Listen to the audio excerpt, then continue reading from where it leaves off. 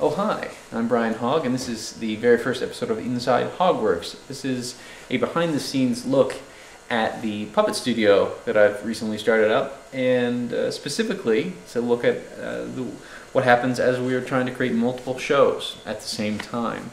I am the creator of a show called dotBoom, which is a puppet show about web designers who hate themselves. That show was created. Well, let me just give you some information about the show. dotBoom is a comedy, sort of a dark comedy, much of the acerbic wit and whatnot, and some horrible people doing horrible things. But it's very funny. And it has 33 episodes in the first season, coming in at about just under 7 hours of content. And the goal that I had when I created the show was to make a program that would be television quality, like mainstream network or cable quality, that if you were to see it, that it would be indistinguishable to you between that kind of content. You would never know that it was the first show I'd ever done, that I only learned puppeteering and puppet building for the show, and that I didn't have any proper filming experience. And all this is going to be accomplished by me, by myself, in my basement. Now, of course, midway through the season, I wised up and I got a crew. I got an assistant, Maddie, who now helps me chiefly with doing the outfits, although she has helped with puppet building in the past.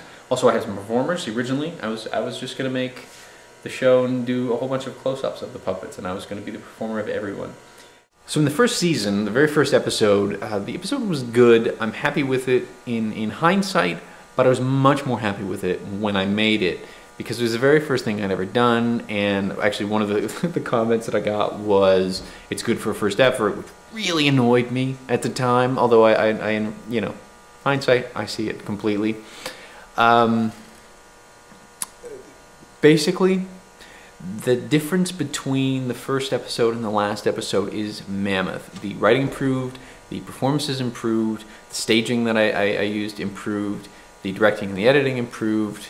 Everything was much better. So much that it hurts me to look at the original episodes. I mean, I'm really quite proud of them, but it's you know, hard to go back. I want that much of a jump between the season finale and the season 2 start, the season premiere. And I want that jump again when I go from the season 2 premiere to the season 2 finale. So I want major changes. And I'm going to achieve that by rebuilding sets, rebuilding the puppets, changing the way I'm staging, changing the way I'm filming, changing the audio, changing the lighting, changing the way I'm editing it, changing every single aspect of the production to make it just way better than it was. At the same time, I'm creating this much higher level show, which I'm structuring so that I can actually get. See, I'm trying to learn from my mistakes. The system I have for the new and improved sets should require much less effort for me to create them, yet look exponentially more professional. And so that, you know, because of all these things, it's going to be so much more professional. And at the same time I'm making those, I'm going to make a bunch of other shows. I'm going to be making one show that I can't talk about yet. It's a talk show, that's all I can say, or it will appear to be. There's also a kids show, an educational kids show. There's an interview show that I'm doing with a friend of mine, Sean Pucknell, runs the FITC.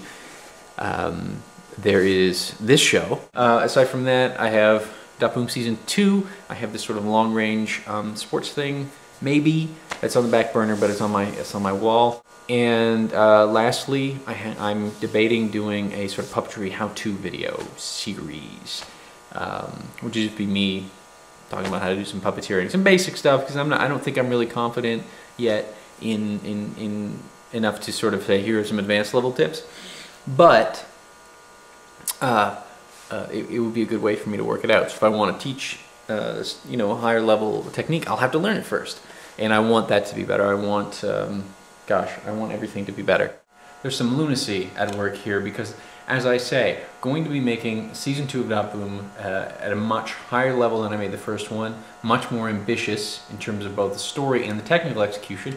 Going to be making additional shows, and I want them to all be at the same level. Also, the other fingers would be the other shows. So lots of things, and at the same time of doing this, of course, I want to be able to actually maintain some element of the social life. I want to find a little more balance. Also, I have to do the day job to make sure I can afford things like the studio space I'm in, which is another change because I was doing it in my basement before. So I have the studio space, downtown Kitchener, I'm going to build the sets here. It's going to be great. I'm really excited about it. And hopefully what this Inside Hogworks does not end up being is a record of my slowly killing myself over a couple of months of working myself to death. So that would be the positive outcome. It would be that everything works out well. The negative, of course, being that I kill myself. But that probably won't happen. There were a lot of ways I fucked up dotBoom Season 1. One of which was that I was being too ambitious and that I was overextending myself. Now, that's how I am, and I'm not going to change that. So of the various errors I've made, this is not going to be one that's fixed. I am as ambitious as I can be, and if it's easy for me, I'm not going to do the same thing twice, because if I figured it out, I want to go on to the next thing. It's not going to be that interesting to me if I'm doing the same episode again. I didn't stop and take the time. Like, I was not willing to delay the show to figure these things out, which is, you know, so what I want to do this time is figure it out ahead of time. I want to figure out better cinematography, better editing techniques, better, you know, directing stuff, better. Well, I want my own personal acting performances to be better, because I'm like half the characters. Another thing was that I made very little concession for the viewers, which I guess is something you should make concession for in a certain extent.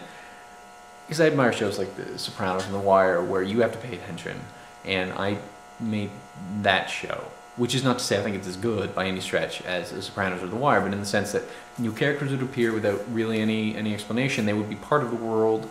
You wouldn't need that scene going, "Oh, hey everybody, it's my friend Bob," you know. The other thing was the length. The episode, average episode was about 15 minutes, and the longest, the season finale, was about 38 minutes, which is monstrous online. I could have made 3 to 5 minute episodes. That seems to be what people are willing to sit through, and I know that hurt adoption. I have ideas on how to actually have my cake and to eat it too, as they say. So the best of both worlds are I'm going to try to achieve those, which is, at best, it will succeed wildly. At worst, it will just involve a lot of extra effort on my part. So there's a lot of things like that, and you know, I'm not going to change the joke style. I'm not going to change that stuff. And I know, I realize I'm focusing a lot on dotBoom, but it's sort of it's the big daddy from my perspective. The other shows don't have any history for me. The hope here is that by addressing these deficiencies in dotBoom, I will be fixing them sort of proactively in the other shows that I'm doing. And some of the other shows are going to be really simple. Yeah, so I think that's it for the first one. As I say, the second one I'll be talking about how I'm going to do the structure. In the first season, it was mostly me, and then it was Maddie,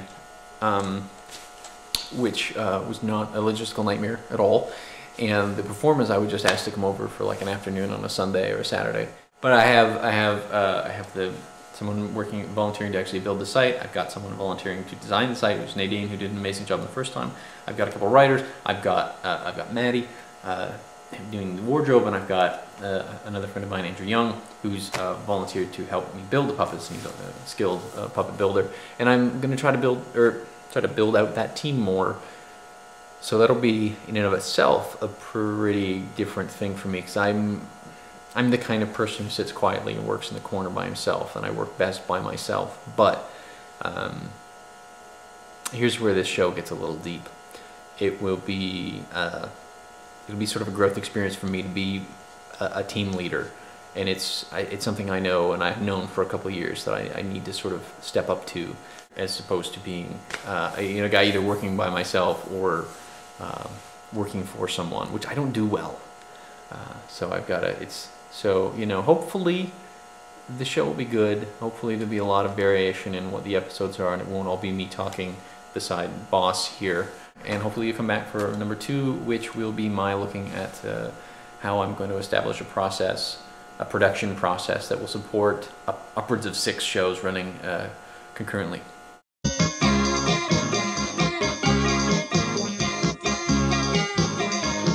All right, man. Time to become a hero.